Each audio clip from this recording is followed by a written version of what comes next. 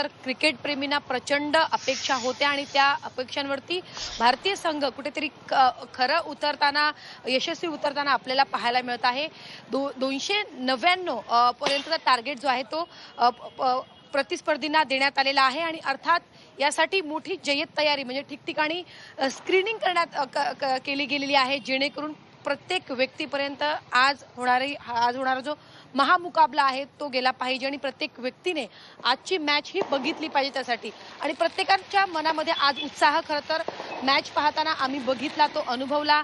जेव्हा दीप्ती शर्मा सोबतच ऋचा जेव्हा खेळत होती तेव्हा खरं तर ऋचाकडनं तर अनेकांना अपेक्षा होत्या. जेव्हा ऋचाची विकेट पडली तेव्हा सगळे जे या ठिकाणी जे प्रेक्षक होते, जे क्रिकेट प्रेमी होते, त्यांच्या चेहऱ्यावरती आम्हाला निराशा जी आहे ती पाहायला मिळत होती. आता मोठा टार्गेट खरं तर सेट केलेला आहे. किती अपेक्षा वाटते आता?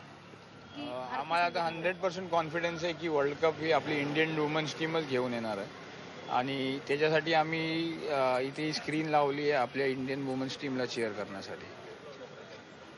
तुम्हाला काय वाटतं की आता ज्या प्रकारे एक मोठं टार्गेट सेट केलेलं आहे तरी समोरची जी टीम आहे ती सुद्धा तेवढी बलाढ्य आहे, त्यामुळे त्यांच्यासाठी कितपत शक्य असेल? डेफिनेटली टीम साऊथ आफ्रिका खूप चांगली टीम आहे, बलाढ्य टीम आहे.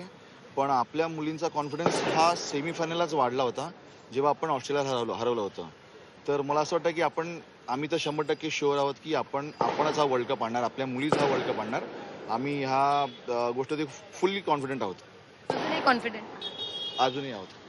नक्कीच 300 पार करतील असं तरी कुठेतरी वाटत होतं. प्रेक्षकांच्या ज्या प्रतिक्रिया खरं तर आधी येत होत्या, तर आता जे टार्गेट सेट केलेलं आहे तर पुढच्या प्रतिस्पर्धींसाठी कितपत शक्य वाटेल किंवा त्यांच्यासाठी हा टार्गेट आहे का? अगदी सीमा नाही. आणि 300 पार नसताना केला तरी आपण जिंकणार आहे 100%.